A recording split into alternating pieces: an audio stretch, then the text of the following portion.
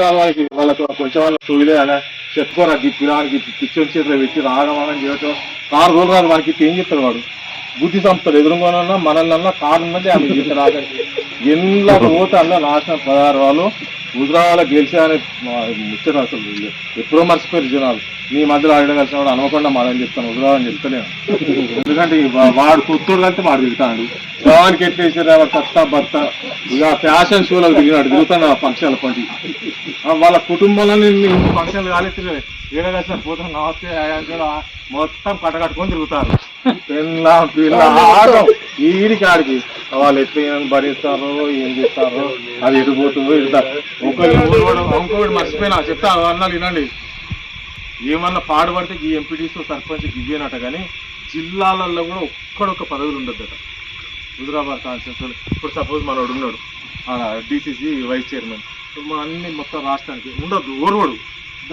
అన్నుండే ఈయనన్న ఆయన అక్కడ ఉన్నాడు ఓర్వడు అసలు ఫోటో దిగుతూనే ఓర్వడు ఇంతమంది హెలికాప్టర్ చెప్పిండు హెలికాప్టర్ బాలకసుమానికి ఏం సంబంధం ఇక్కడ ఆయన ఎవరిని పట్టుకొచ్చిండు అదే బాలకసుమాను ఉప్పల్ల మీటింగ్ అవుతుంది బై ఎలక్షన్లు ఉప్పల్ల మీటింగ్ అవుతుంది అందరు జర్నలిస్ట్ పిలిచి మాట్లాడడం మంది కూడా వచ్చారు సో అర్థం అవ్వలేదు సరే అప్పుడు మంది అవుతాను నేను కూడా పెద్దగా ఏదైనా మనం ముచ్చడి చెప్పకపోతే ప్రదీప్ భాయ్ నీకేం తెలియదు అదే గ్లాస్ తీసిన ఇసిన ముఖాన్ని దిగిన సపరేట్గా సరే నువ్వు 4 రోజులు ఉంటే అవతల వాడుతావు ఇక్కడ సమస్యలు మాకు తెలుసు మేము కదా నీకు చెప్తే మీ దృష్టి తీసుకుపోతే మీరు చేయాలి దాన్ని అది లేదు మరి ఈయన వ్యక్తి ఏం చేద్దాం అనుకుంటారు ఇక్కడ రిజర్వేషన్ వస్తే వాళ్ళ భార్యను నిలబెడతారు అన్నిటికీ సిద్ధమేయండి ఆయన మొత్తం ఏమంటారు ఫ్యామిలీ ప్యాకేజ్ టైప్లో కుటుంబం అంటే ఇంకా వేరేటోనికి అవకాశం రావద్దా వేరేటోళ్ళు చేయొద్దా కొట్టి పిచ్చులు ఎక్కడ పోలీసులు పోలీసు అంతా తిరుగుతావు మీరు అన్నారు ఇప్పుడు సత్యనారాయణ వాడ ఉండి సంబరపడతానో పండుగ వేసుకుంటాను అటుగా అదృష్టం ఆయన రౌడీ స్ట్రీట్ ఓపెన్ చేయమంటారు ఏజెంట్ కార్డు పోతే సరే అప్పు తీసుకో హుజరాబాద్ కాన్స్టిట్యూన్సీ దేశముఖ చెప్పులు తిరుగుతురా మరి అది గదిగా చూసుకో ఏంది నువ్వు చూసేది నేను అది చూసేది అని చెప్తే ఆనే కొడదాం అనుకున్నా కేసీఆర్ గారు ఎందుకు వచ్చేవారు అది నువ్వు గిందుకు వచ్చినా అని చెప్పడం అనుకున్నా అని నువ్వు నాకు ఏం చెప్తావు ఇప్పుడు అవునే గిన్నెల నుంచి తిరుగుతాను నేను 50 ఏళ్ళకి వచ్చినా పుస్తక జడ్పీ తీసు ఎంపీ కాలవాడు ఏదన్నా వస్తే ఓడి జీవితం నాకు కూడా ఇజ్జతమానం అనిపిస్తుంది గిన్నెల నుంచి తిరగవాడికి ఏ ఒక్క పదవి లేదా పదవి అని చెప్పి ఈయనే రాగానే ఆయనకు అదేంటే పదవి ఎమ్మెల్సీ 32 కోట్ల రూపాయలు ఈ మొగోడికి 32 కోట్లు ఖర్చు పెట్టినట్టు బాగా అందరికి ఇవ్వాలి ఇంకా సకారం 2 కోట్లు ఇవ్వాలి ఇంకొక కోటి ఇవ్వాలి రమేష్ కోటి ఇవ్వాలి అని చెప్పి ఈయన పట్టుకొచ్చారు ఈ మన పార్టీలకు చేసారు 32 కోట్లు ఎమ్మెల్సీ రాగానే విప్పుల వల్ల చీపు విప్పు అడిగినారు ఈ మొగోడికి చీపు విప్పు ఎందుకైనా చీపు విప్పు అంటే రికార్డు దేనికి చీపు విప్పు పెట్టారు ఆ రోజు నేను సత్యనారాయణ హైదరాబాద్ అసలు ఇక పల్లరాజేశ్వర పని పోతే అన్నా నన్ను ఇస్తున్నారు ఇక్కడికి పోతే ఇక్కడనే ఉండాలి అని చెప్తున్నారు ఇదే పదం అని ఉన్నాడు చీపు విప్పు కూడా పెట్టారు పెడితే అందరు సీనియర్లు ఏం చేశారు దాపురం కింద మేము ఉండేది ఆ చీపు విప్పు వాడికి పెడితే విప్పు పెట్టుది చీపు విప్పు ఏంటంటే అప్పుడు క్యాన్సల్ అయింది విప్పు రాగా నీకు రిటర్న్ లేకుండా ఎమ్మెల్సీ విప్పు మళ్ళీ ఎమ్మెల్యే ఎక్కించారు నీ 40 ఏళ్ళ 50 ఏళ్ళు వచ్చినాయి మరి మాకు ఏది గతి లేకపోతే ఇంతవరకు అయినా సరే నీకోసం తిరుగుతా బై ఎలక్షన్లు నువ్వు ఎమ్మెల్యే క్యాండిడేట్ నీ ఊళ్ళో మేయాటొస్తే శనిగిరి నా ఊరు మేయాటేస్తుంది కమలాపూర్ మండలం నేను ఎవరిని కార్యకర్తనే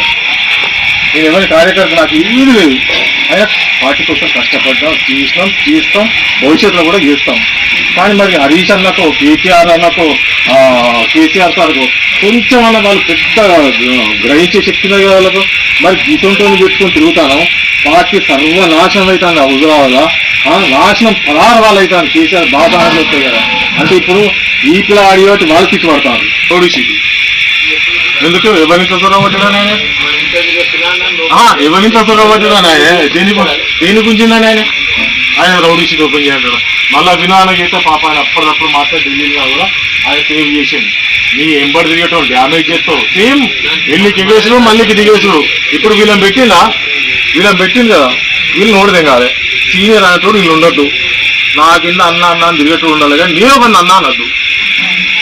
అన్న అనొద్దు ఆయన్ని అందరూ అన్న అనాలి ఇప్పుడు అప్పుడు చూసింది కదా మనం ఎమ్మెల్సీ వీటికి వచ్చినప్పుడు అన్న ఎందుకు తిరుగుతారు కదా బుచ్చపల్లి మరి ఎందుకు తిరుగుతారు 10 కార్లు 20 కార్లు వీడియోలు సెల్ఫీలు ఎందుకు రాబోయి ఎక్కడి కదా పోలీసు కూడా తిట్టి ఉంటున్నారు ఇప్పుడు చూడు కులాల పేరు పెట్టి తిరిగివి, మతాల పేరు పెట్టి తిరిగివి, అధికారులను తిడితివి, మంచి మంచి గవర్నర్లను తిడితివి. నువ్వు తిట్టండి ఎవరు? ఆ కేసీఆర్ కూడా తిట్టి వచ్చినావు కదా, కేసీఆర్ కూడా తిట్టి వచ్చినావు కదా, నువ్వు తిట్టండి ఎవరు?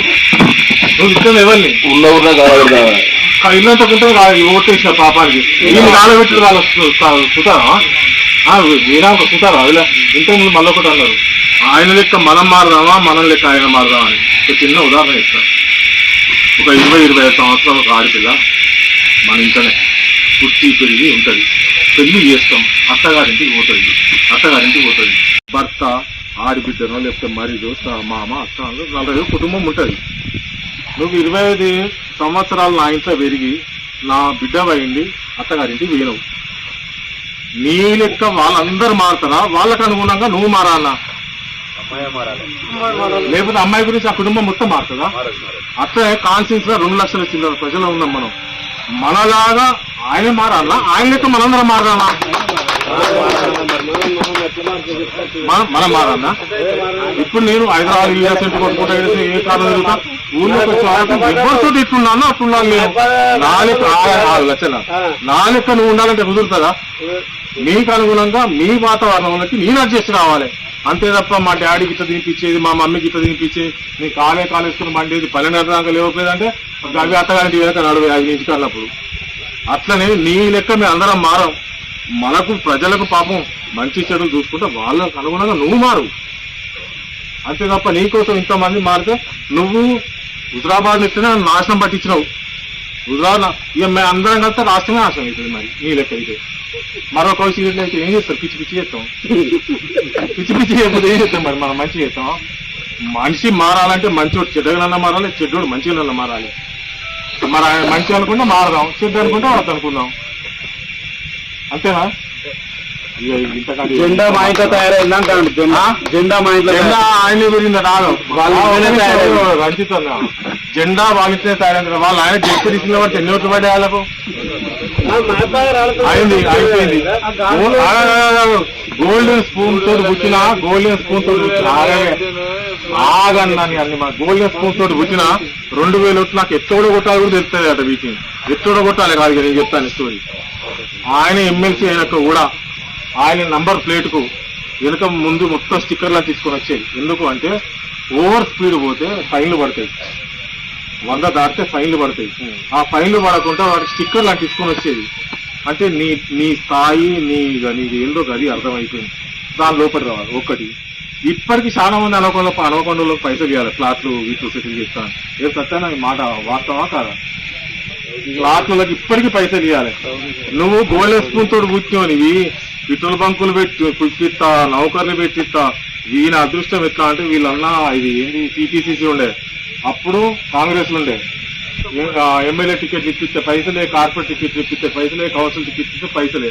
వాళ్ళకు కొడుకులు బిడ్డలు ఇవ్వలేరు, వాళ్ళు కూడా పట్టించుకోలేదు. అట్లా సంపాదించుకున్నాడు. అది అయిపోయింది. రాహుల్ గాంధీ కారు వెళ్ళిండు, అన్ని చేసిండు. అక్కడ ఉన్నప్పుడు అట్లా ఎంజాయ్ చేసిండు. ఇప్పుడు ఇళ్ళకి వచ్చిండు, ఇప్పుడు ఇంట్లో చేస్తుండు. మరి చేసే అర్హతలు మీరు మాట్లాడతారా?